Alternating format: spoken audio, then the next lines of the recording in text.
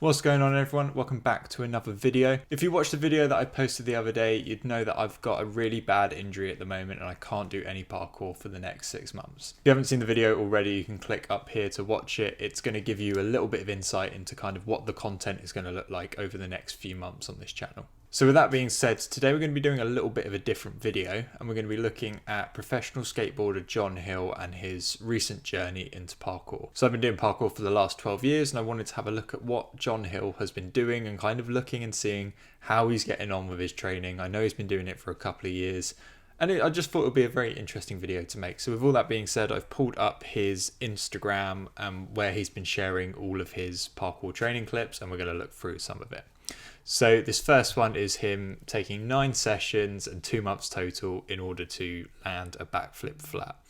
And you know what? It's actually a really nice backflip. Before I injured myself, I was going through a bit of a journey of trying to get my backflip myself. I know I'd done 12 years of parkour without doing a backflip at all. And, given, everything kind of considered, like parkour is not John Hill's sport and it's not something that he dedicates, something like myself does where it's every day trying everything and doing it all the time.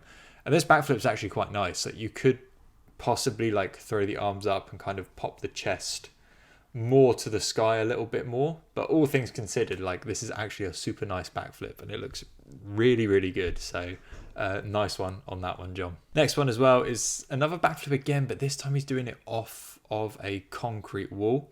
Now, this is horrible. So I know a lot of parkour people who are watching this video are probably thinking, why am I talking and hyping up backflips so much? And it's because I find backflips really scary. It took me 12 years to get my first one on grass, and then I've never done one like on concrete yet, and it was my goal to get one on concrete before I injured myself, but obviously I now can't do that until I've recovered. But essentially on this, like, I've never done a backflip off of a hard object. I've done it off of a soft object, but doing it off of a hard object just scares me because you're having to basically come backwards with enough distance that you're not going to backflip and land back on the object or, hitting yourself on the object, right? So John doing this, like, actually looks really, really nice as well. And the fact he jumped up to the high object before he did the flip was really nice. Super nice, like height. Could have tucked a little bit more. He's quite loose with his tuck, but he still gets round and lands safely. Looks really, really good. It's obviously John has dedicated his time to learning these flips, which has paid off. So next one is now John looking at doing the front flip. And what a lot of people probably don't realize is doing a front flip mentally is easy to go for compared to a backflip, but a backflip technically is easier than a front flip. And that's because when you take off for a backflip and you start leaning back, you can see your landing for your backflip about halfway through the rotation. Like as soon as you take off, you lean back and you can see the landing. With a front flip, you don't have that. As you take off for your front flip, your chin is tucked into your chest like that. So you don't actually see your landing until you've rotated around quite a fair bit. But because you're rotating over your head forwards, as human beings, we're naturally more comfortable with that sort of thing. So John's front flip, it's okay. Like he's using a trampette, which is absolutely fine if you're learning them. However, I do feel he doesn't quite get enough height on this and he kind of spins a little bit loose. The landing looks really nice. Like the landing as he lands, it's nice and solid, like it's good. But I just feel like a little bit more height on the trampette and tucking just that tight, my brain's still not working because of my injury, but tucking tighter into his flip would mean that he would rotate quicker and it might make it a little bit easier. Saying that though, I tuck quite tight with my front flips, and what tends to happen is I land, I almost have to go into a dive roll afterwards because I'm spinning so much. So there is like a fine line between the two. As a someone who doesn't do parkour as their job or as their sport, it's really cool. And I'd be interested to know from John actually how his skateboarding really helps him commit to these kind of movements, because a lot of these movements are scary to go for. I'm going to put my first front flip on the screen next to John's right now, just so you guys can kind of see what mine looked like when I was first doing them. They're quite similar. But yeah, no, John, it's looking really nice. Like, it's good to see you like really like dedicating some time and working towards everything, which is really good. So, and now we're going on to wall flips. So wall flips are really scary, and it's a bit similar to the backflip where you're taking off, you almost have to push yourself away from the object that you're flipping on. John's is okay. Like, again, some of the movements that John is doing, I've not done properly in my 12 years of parkour. I struggle with wall flips. I'm not a very flip-based acrobatic person, so it's not really something I've dedicated a lot of time to. But with this one, John is similar to some of the attempts that I do, where you kind of push off the wall, and again, it's those hips and that chest up to the ceiling, which is really going to help, or in this case the sky, is really going to help you rotate round. With this, he manages to rotate round like really comfortably. Doesn't look like there's much tuck there. It's a bit similar to when he did the backflip off of the wall. It kind of goes to tuck, but by the time he's tucked, he has to open up again because he has to land on his feet. Saying that though, he is landing on his feet. He is not putting his hands down. So I don't know if that's the skater mentality coming into it. Like, if the hand goes down, does it count? Does it not? Now we're moving on to the area that I'm most comfortable in, which is like the movements and the jumps. So this is John moving into, you know, doing, I guess, what you'd call parkour movements. And this is a Kong Precision or a cat pass Precision, depending where you're from. What I find quite good, and this is obviously going only off of John's Instagram account, this hasn't gone through any of his YouTube videos or anything like that, is there's a couple of things with this Kong. So one is he's actually doing a Kong movement. It's actually one of the scariest moves people learn when doing a vault, because they don't like the idea of bringing their knees up to the wall. They feel like they're going to clip them. They feel like they're going to kind of fall forwards.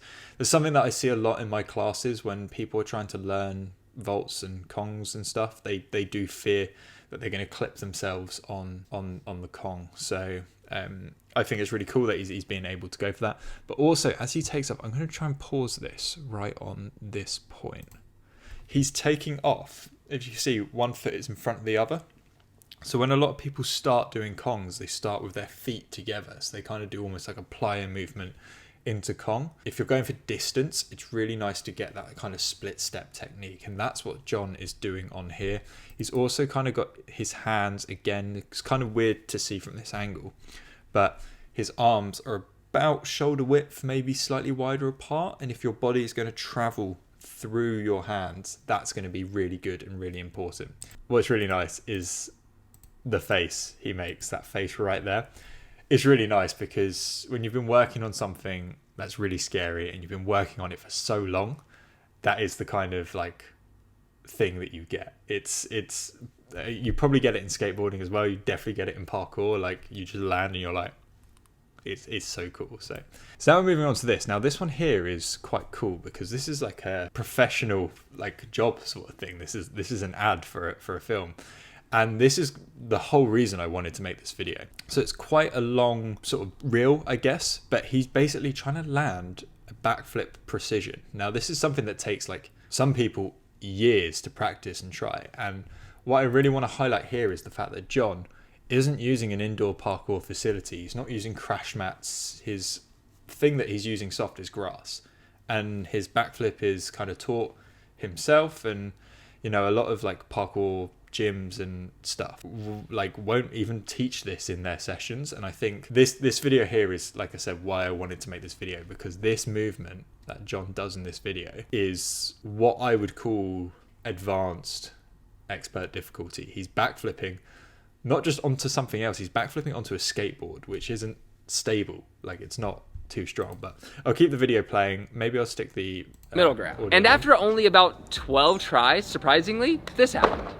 Like, that's incredible. But because I'm a perfectionist, my toe kind of touched, so I wanted to do one. That perfectionist thing is so important. Like, parkour people were like that. And I assume he's probably like that, and I assume some skateboarders are like it as well. Like, you know what you in your head which wrong. If you don't see it in the video, you will think, oh, people will, so you...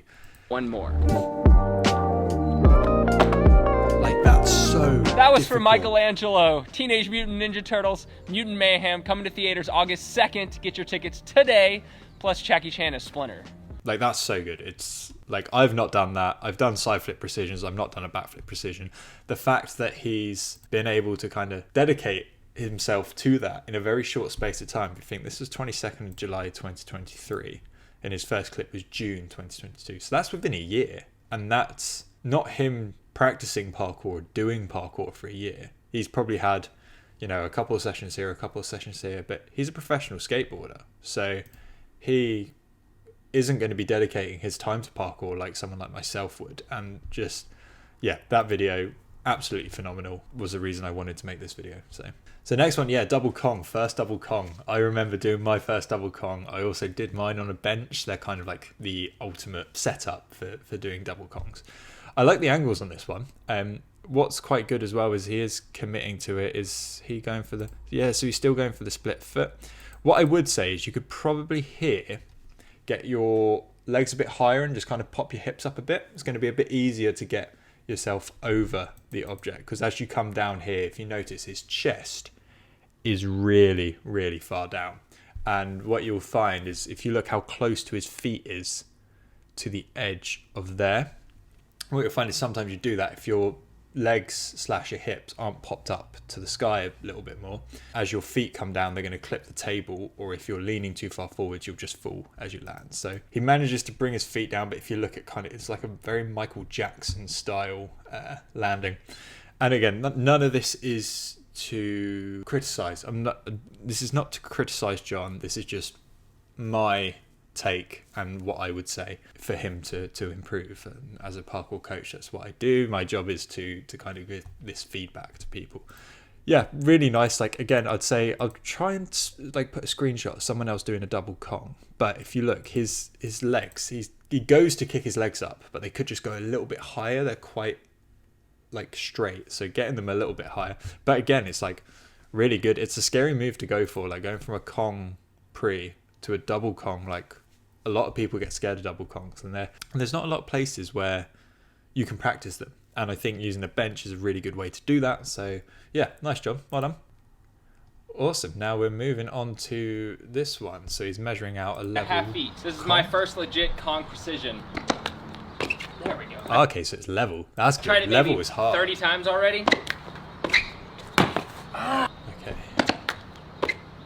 Nice, that was good. Not the prettiest, but I think we got it. So I think when he's taken off, I'm going to kind of go through this again, because I just wanted to watch it to begin with, because I've not seen a fair few of these. So that was almost like a leapfroggy one, almost, in a way. That was probably hands too close together when he went over that one. That's what it's looking like a little bit, I think. I think here it's compared to the... That's better. And yeah, that's when he gets the feet up. Okay. I think if your hands are obviously a little bit close together, it's easy to kind of sideways push in a way. Also, just keeping that chest like over like that, leaning over, as he's kind of conging over, he's pushing like that. It's going to really like throw off your body's positioning, and it's not going to look as great as it could. That being said, 30 attempts, we know how that feels, especially with Kong Prees. They are quite challenging sometimes. That one there, his hands are really close together, so it almost looks like a leapfrog about. But a level Kong Pre, like, really impressive. Quite high walls as well, like very high walls, and they're thick. They're thick walls, so he's not just having to Kong over a small wall, he's having to Kong over the thick wall and some distance over the top. He's again still doing the split step. I would say going a little bit quicker as well. If he kind of looks like he's almost like jogging and then slows down right as he goes to take off. You want to try and maintain and keep that speed. Yeah, like I think... Again, that comes with confidence. That comes with the more confidence that you do, and the more times you do it, the more the Kong is going to get easier. But I've done it before. You run into a Kong and you slow down. You kind of slow all your power down. So you're trying to generate literally from hands, and that's when your hands hurt and stuff. So okay, so now this is like a little line. So this is good. So splat. Yeah, that's good. Like again, the front flip's a little bit low, but what's nice now is he's actually doing it off of objects. The splat's really good. Like step, nice foot positioning. Like he knows the technique, and he knows how to like do different movements and things, which I think is really, really good. His progression like is done so well. If you think this point, this is like 18 months or something. So push, splat, yeah, really nice. Like, again, the front flip could be a little bit higher. Again, those hands are kind of coming out here rather than up above the head. And again, like, it looks really nice, and you know, that's something that people in parkour do. Sometimes they land a kind of a low flip. It's quite a slow rotation as well. So what I'd say is maybe getting those hands up higher and just bringing that tuck just a little bit tighter just to get a quick rotation. But really good. Is he wearing Olos as well? I think he's like wearing Olo shoes. I think he's bought like a dedicated pair of parkour trainers, which is really sick. So nice, awesome. So I'm going to play it first, and then I'm going to kind of go through and speak about it. So Off of drops. I don't know if the audio is gonna get me demonetized or not, so I'm gonna turn it off. But yeah, so he's got 5. So he's got, again, I'm not very good at flips. I'm not I've done a flip course, but I still struggle a little bit with kind of giving feedback from them. So this is actually a really good exercise for me as well. Backflip's really good. Like, he's kind of nailed those. They look really good. Front flip. Okay, that was a nicer one. You can still go a little bit higher. So John, just throw those arms up. I'll kind of clip another front flip. I'll kind of try and see if I've got one where my arms go up nice and high. Aerial. I think an aerial is where your legs are supposed to land sideways. So it's kind of, an aerial is almost like a cartwheel with no hands. But that move looked sick. I wouldn't actually know what it's called. Yeah, I don't think that's an aerial. I think an aerial is where you kind of do a no-handed cartwheel. But it still looked really sick, really good. Number 4, side flip. That's hard. Like, when did he learn that? He didn't put, maybe it was in a YouTube video or something, and I've just been going off Instagram, or maybe I've just missed the post. But not like sharing your side flip. Like, people find side flips so hard, and there we go, that's it. So when you first do a side flip, you'll end up, and this is for the majority of people, because I've been teaching some people side flips over the last few years, when they land, you'll kind of turn your back a little bit. And I did this in my first ones, which I'll stick on the screen here. So he's doing his side flip. Takeoff looks really good. Tuck looks lovely. It's just, as you get that land, you get that almost rotation, and you kind of almost just have to essentially like learn to step down to keep your body sideways. I'm going to play this through. Last one, Webster. Yeah, Webster looks good. You could probably kind of lean forward, kick the leg a bit more. Annoyingly, I can't go through and like just to specific parts of the video. Maybe I should have downloaded these. But aerial, yeah. So I'd almost say that it starts as an aerial, and then he kicks his legs round. And it kind of gets that rotation. So I don't think that's an aerial. And then this here. So yeah, side flip. Again, that arm for his side flip is down here. So he's kind of like stepping off like this. What he needs to do is he needs to punch that arm out and flip round, and that would be the way to do it, because that looks so good and it looks so nice. Tuck, yeah, and he's not actually turning fully like I did when I started them, but it is ever so slightly as he goes round. And then this final one, let's have a look at the Webster one more time. So step. No, actually, yeah, that is a Webster. That is a Webster. It's just whips round really quick. I think just trying to control it that little bit more, maybe kind of leaning forwards a little bit. But yeah, I think that was the last one essentially. So all things considered, like, this was about 18 months of John Hill's parkour training, and you know what, it's actually really good, and I've actually really enjoyed this going through it, because it's kind of highlighted to me where my areas of coaching issues are. Like, where am I weakest in kind of explaining parkour moves, and what's my like feedback like, and that's been really good. But I've just really enjoyed watching John practice parkour, and I think, you know, seeing skateboarders or rollerbladers or anyone like that kind of moving into a different sports, and you know, people looking at parkour now and being like, actually, I do want to give this a try. I hope you guys enjoyed the video. This is something a little bit different. This is something that I'm practicing over the next kind of few months, just whilst I recover from my accident. This is a really fun video to make. I'd be interested to hear your thoughts and your feedback on it. And if you did like the video, you can click the like button, and you can hit the subscribe button as well. I'm going to try and post a little bit more regularly, especially now that I've kind of got this set up where I can sit here and kind of post some stuff. You can also follow my Instagram. It's at callun.contendant. I'll leave that linked in the description as well. Take care, guys, and see you in the next one.